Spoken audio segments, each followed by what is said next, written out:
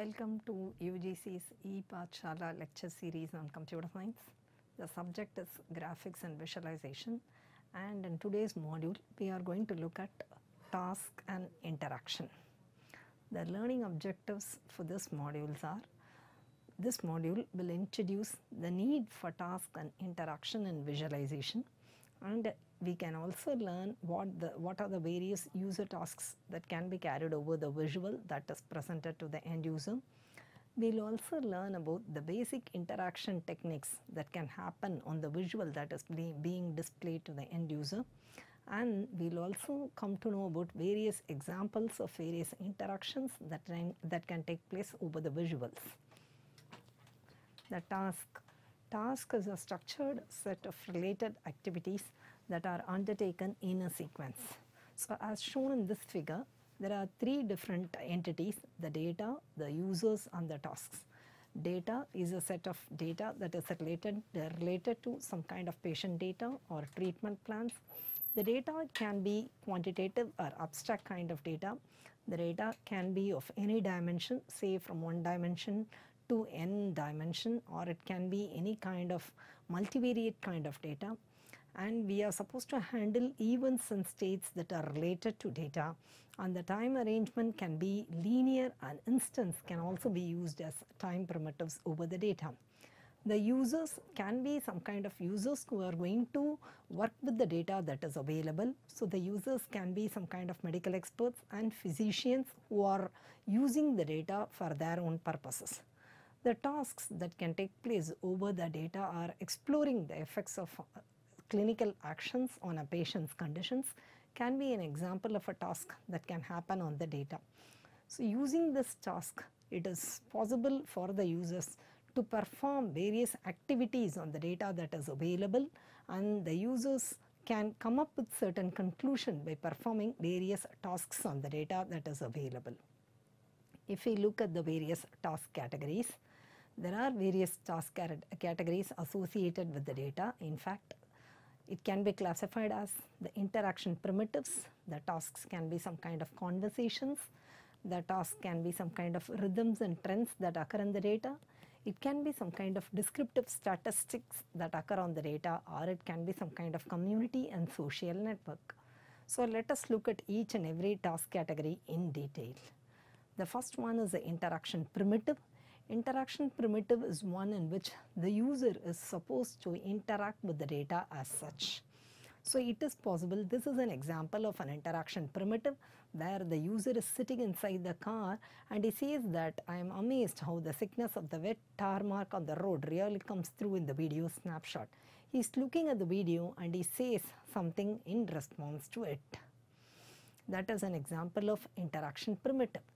The next kind of task that can happen over the data is conversation. So in the conversation, there are various kind of conversation that can take place. So here this is an example which shows the kind of conversation that can take place. So they say that the soccer practice is on Monday. They also say that water was so clear. Photos were taken on a picnic day. So these are some kind of conversations that can happen over the photos or over the data that are being captured. The next set of tasks that can happen over the data set is the rhythms and trends. So if you look at the rhythm and trend, this is a timeline that has been taken right from 8 a.m. to 4 p.m. And we can say, if we look at the data set, we can say around 10 a.m. there is a break in between 10 a.m. to 12 p.m. and there is a lunch time between 12 p.m. to 2 p.m. So therefore, there are no kind of data that occurs or any kind of trends or rhythms that occur during the break time or during the lunch time. So this is a good example for rhythms and trends. The next kind of task that can be carried out is the descriptive statistics, wherein we can see this is an example for descriptive statistics where the number of messages posted online is shown in the form of a bar chart. So from this we can understand who are the people who have talked more number of times. So we can say that Eva and Mary have talked a more number of times or have posted more number of messages in the social network. These kind of descriptive statistics can be understood over the data that has been presented in the form of a bar chart, which is called as descriptive statistics. The next kind of task that can happen is on community and social network.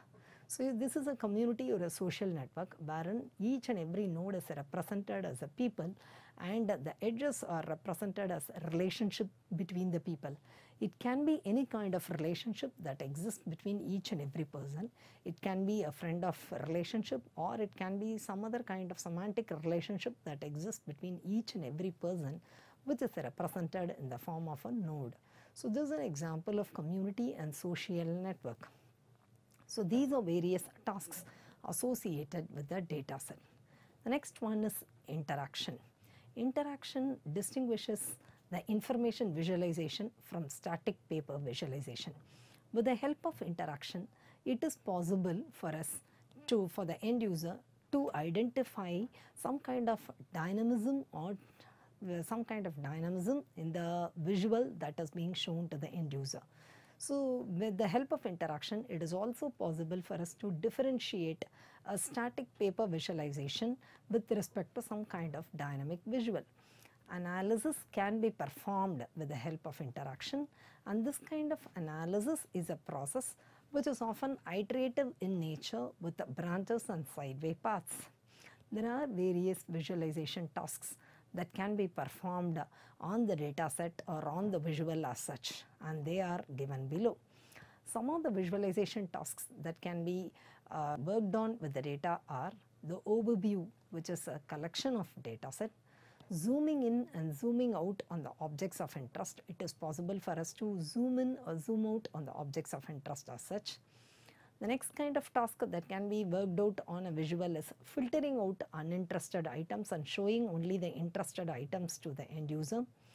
Another kind of task that can be performed over the visual is the details on demand, wherein the user can only view the details. Whenever he is needed, he can view the details. If it is not needed for him, it is not necessary for the designer to show the details to the end user. Next one is relate kind of task, wherein the user can view the relationship between various entities that are shown in the visual. The next kind of task is the history task, wherein user can undo or redo or refine the kind of output that is shown in the form of a visual. Another kind of task is an extract task, wherein it is possible for the end user to extract a subset of data and visualize what happens. So there are various 7 tasks which can be classified as told already as the overview task, which gives an overview of the entire collection of data set. The filter task, which can filter out uninteresting items. The details on demand task, by which it is possible for the end user to select an item or group to get the details. The zoom task, with the help of which we can zoom in or zoom on to items of interest. The relate task, which helps in relating items or groups within the collections. The history task, which helps in keeping a history of actions to support some kind of tasks like undo, replay, and progressive refinement. The extract task, which helps in allowing the extraction of sub-collections of various query parameters. VX Insight is an example visualization toolkit that has been developed by Sandia Labs. This helps to visualize various databases. It is a VX Insight is a licensable product. The elements of database that can be visualized using this VX Insight can be anything. In the case of information visualization, the anything can be some kind of abstract objects like document relationship, company profiles, etc. Or it is possible for us to visualize even some kind of scientific data using this VX Insight, wherein experimental data or numerical values are stored into the databases and are displayed with the help of this VX Insight. So the example screen also shows some grant proposals. We can have a look at the video in the given by clicking on the given URL, and this video shows some kind of interactive capabilities that exist in this VX Insight. So this is a screenshot of this VX Insight. Using this, we can visualize and navigate large data set basically. There are various menus that are available. We can choose from various menus that are available here. We can have an overview of what is shown in the entire screen as such. We can go in for details in demand. We can just zoom in into the objects that are present on the screen. We can also use the mouse button controls for zooming in and zooming out of the object. We can use SQL based queries. We can supply SQL based queries to the database and get various interesting output based on the queries that are given to the database. So this is an example. These are various example tasks that can be performed over this VX Insight tool as such. So the Schneiderman's information visualization interactive paradigm says that overview can be overview, zoom, filter, details on demand, browse, search query, relate, history and extract. So these are various interaction paradigms that are given by Schneiderman's information visualization. All these interaction paradigms are possible with the help of this VX Insight. So it is shown here. You can go in for an overview of the entire database as such. The database, as said earlier, the database can contain any kind of data as such. It can be either some kind of experimental data or scientific data, or it can be some kind of abstract data as such, which is represented in the form of table. So this is an overview of the entire database as such in the case of VX Insight. This is zooming into a specific area that is being displayed to the end user. It is with the help of this VX Insight, I can zoom in into a particular location and see in depth or in detail what happens in that particular area as such. I can also look in for the detailed visualization. This is the detailed visualization of the zooming in part of this VX Insight. There are various user tasks, as said earlier, that can be applied over the dataset or over the visual.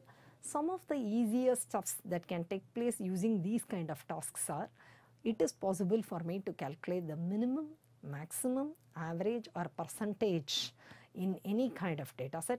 And these kind of, the dataset can also involve one data item, or it can be some kind of multiple data items, or it can be some kind of valued data items. These are certain easy stuff that can be performed over the database. Some of the hard stuff that can be performed over the data that is available is to find out patterns or to find out trends or distributions, to check for changes that exist over time, to look for certain kind of outliers or exceptions that happen in the data, to look out for certain relationships or correlations or some kind of multi-way relationship that exists between the various data set, to look at some kind of combined min-max effect and some kind of trade-off effects by looking at the data. It should be possible for us to infer certain clusters, groups or comparisons and the context information. It should be possible for us to infer some kind of anomalies and data errors, paths and things like that. These kind of hard stuff are possible only with the help of visualization, whereas the easy stuff are possible with the help of, say, some kind of graph or some kind of Excel sheet itself. Whereas these kind of hard stuff cannot be provided only by an Excel sheet. These can be provided only with the help of some kind of visualization by applying some kind of visualization technique. Some of the basic interaction techniques that can be applied over the visual or on the data set are selecting process, which can take place with the help of a mouse click. I can select a particular item by clicking with the help of the mouse. I can select a particular item by keeping the mouse over that particular item or hovering the mouse over the particular item, or I can select a particular item with the help of the tooltip. I can go in for some kind of lasso tool for selecting a particular item. I can drag and drop a particular item. These are certain basic interaction techniques for selection process. Similarly, there is a process which is called as rearranging process, wherein it should be possible for the end user to move or sort or delete certain items that are visible to the end user, either in the form of a data or in the form of a visual. So in the case of rearranging the data set, it should be possible for the end user to move certain data set as per their wish, to move certain elements in the visual as per the wish. It should be possible for the end user to sort the data that is shown to the end user, or to sort the visual elements that are shown to the end user. It should also be possible for the end user to rearrange the various elements by deleting the attributes that are the elements that are shown to the end user. So this is an example for selection process. We can get pop-up tooltips by hovering a mouse cursor. It brings up certain details by just hovering the mouse cursor over a particular position. I can go in for some kind of mouse selection by clicking on a particular item. It selects that particular items and it displays the attributes of the data point that are being selected. So this is a selected here in this example we can see this example is an example application which is called as a Spotfire. We can see that we have selected a particular item and the various attributes associated with that item are displayed on the side as such. This is a selection process, the selection task that can be performed over the visual. Next is the rearranging process. This is an example screen given by a particular visualization tool called as Table Lens.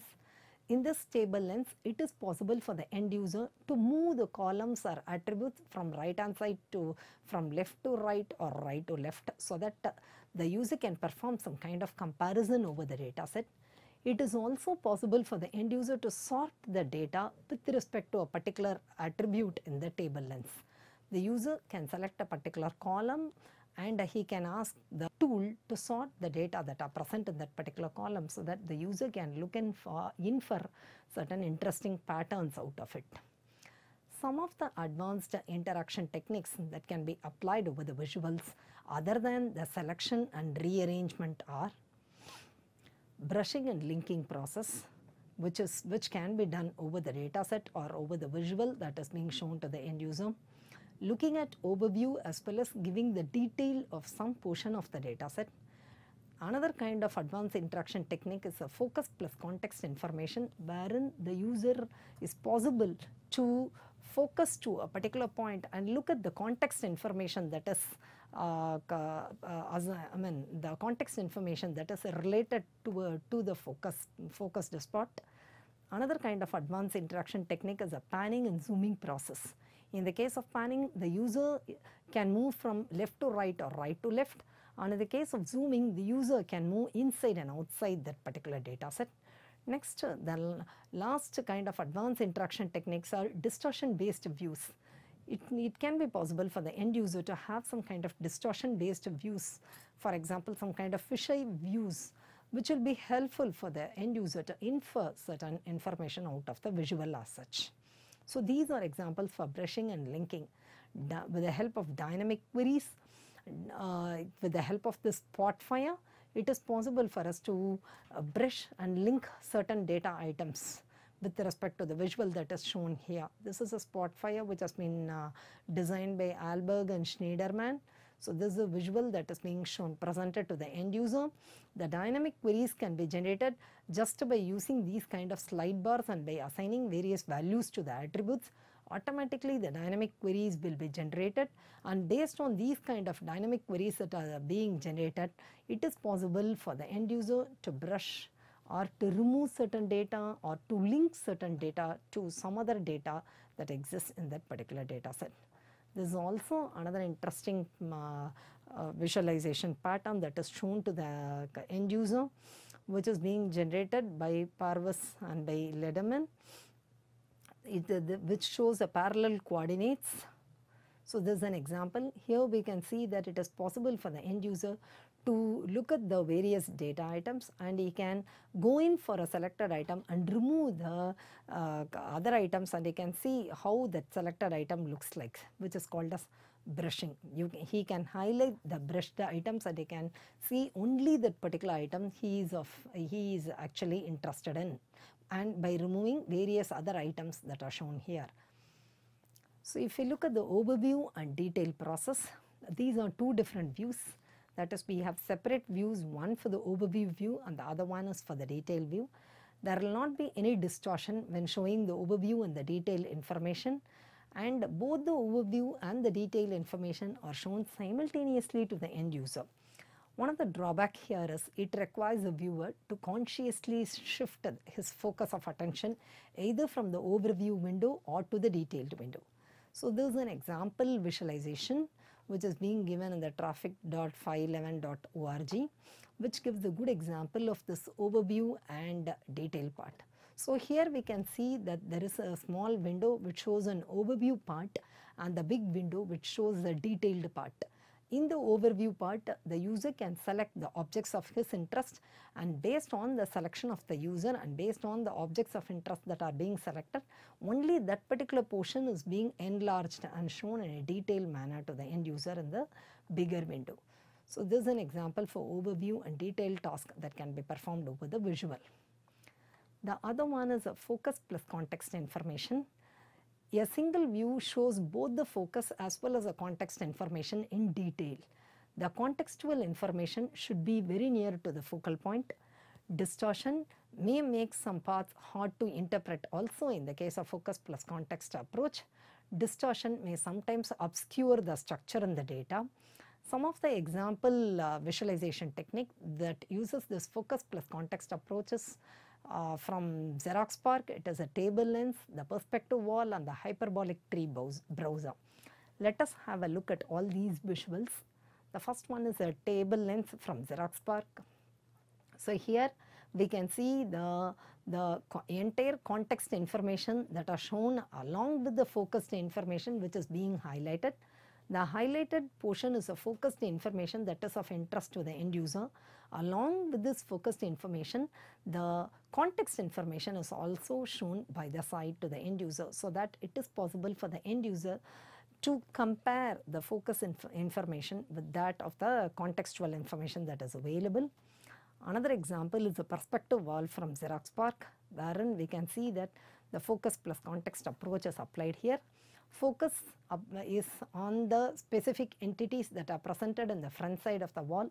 Along with this focused information, the context information is placed in the side walls of the figure, so that it is possible for the end user to understand what is the kind of relationship that exists between the focused information as well as the contextual information. Not only that, in this we can understand that the distortion technique is also applied to show the contextual information to the end user, because without applying these kind of distortion technique, it is not possible for the designer to show the entire information in one screen, because the focused part alone is shown with much clarity and the contextual information is shown using by applying the distortion technique. So this example is from the perspective wall. The other one is a hyperbolic tree from XeroxPark. So here also we can see the focused information that is being seen more clearly along with the contextual information. With the red one is a focused information. We can look at the relationship of the focused information with respect to various other nodes using this contextual information. So this is also a very good example of focus plus context approach that is being applied over the hyperbolic tree. The next kind of interaction technique that can be applied over the visual is a panning and zooming technique. Panning and zooming helps in moving helps the end user moving from one location to another location, and either from left to right or right to left, and also from inside to outside kind of movement. There are multiple levels of resolution in pan and zoom. The view changes depending on the distance from the viewer to the objects. These sometimes distortion based techniques are also applied to keep a steady overview, and using these techniques it is possible to make some objects look larger while simultaneously shrinking other objects which are not of interest to the end user. So let us first see what zooming is. Zooming, there are different types of zooming that can be applied over the objects of interest.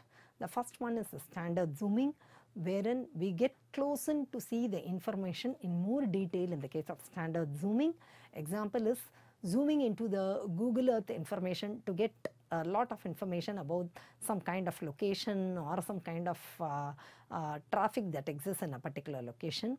The other kind of zooming is an intelligent zooming, which shows the semantically relevant information out of proportion to the end user. It is possible for us to speed up and slow down the process of zooming as such. Some of the examples of this are speed dependent zooming. The next one is semantic zooming. Semantic zooming can be conceptual as applied to simply by reducing the pixels. Some of the tools which help in semantic zooming are PAT++ and Piccolo projects.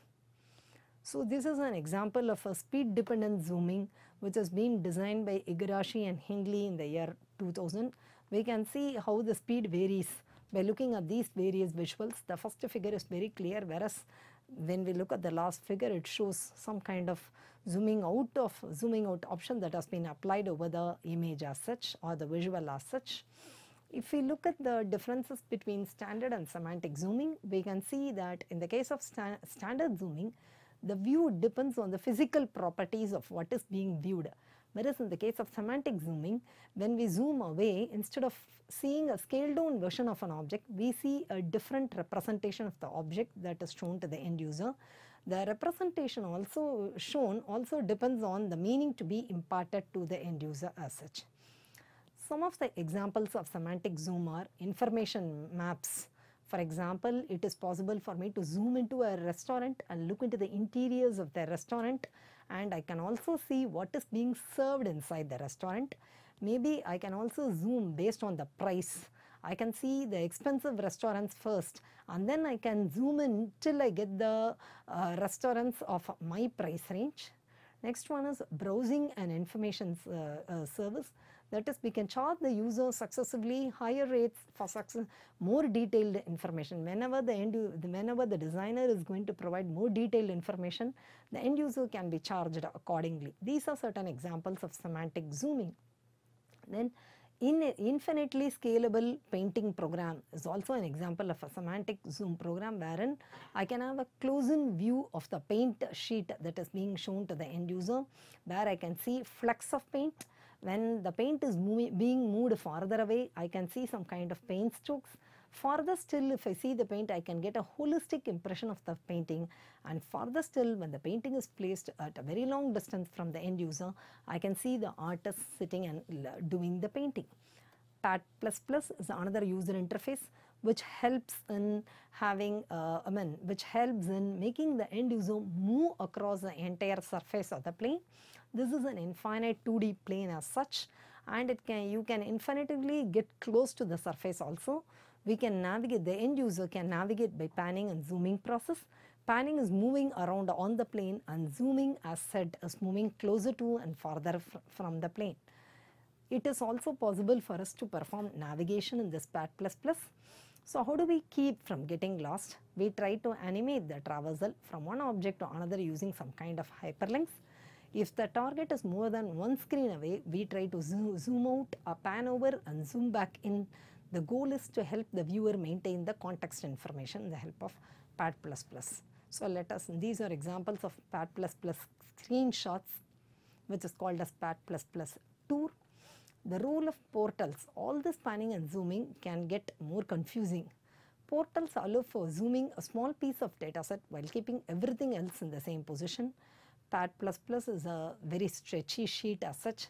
A portal is more like a special window into a piece of a sheet, and that window behaves independently with respect to the rest of the windows.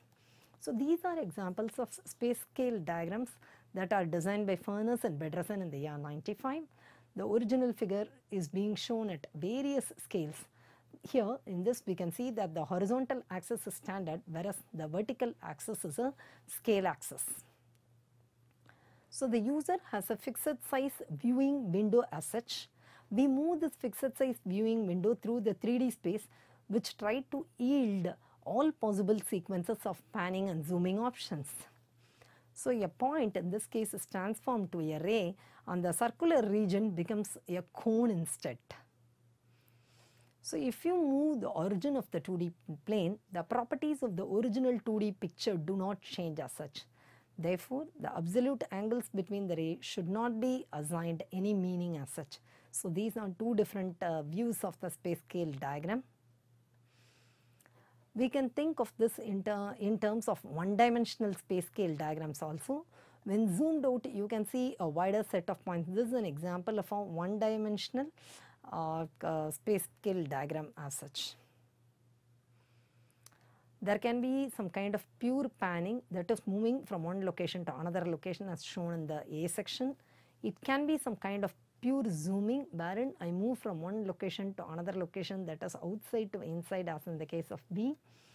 I can also look at panning and zooming options wherein I change the position as well as I try to move in and out.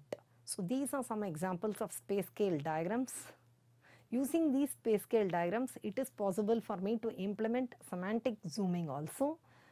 So in summary, if we look at the summary, what we have studied in this particular module, we have looked at various tasks and interactions, the definition of what task and interaction is. We have looked at various example application and information visualization related to task and interaction, and it is also possible for us to choose the better option based on the kind of goals that gets applicable over the various information visualization interaction process. Thank you.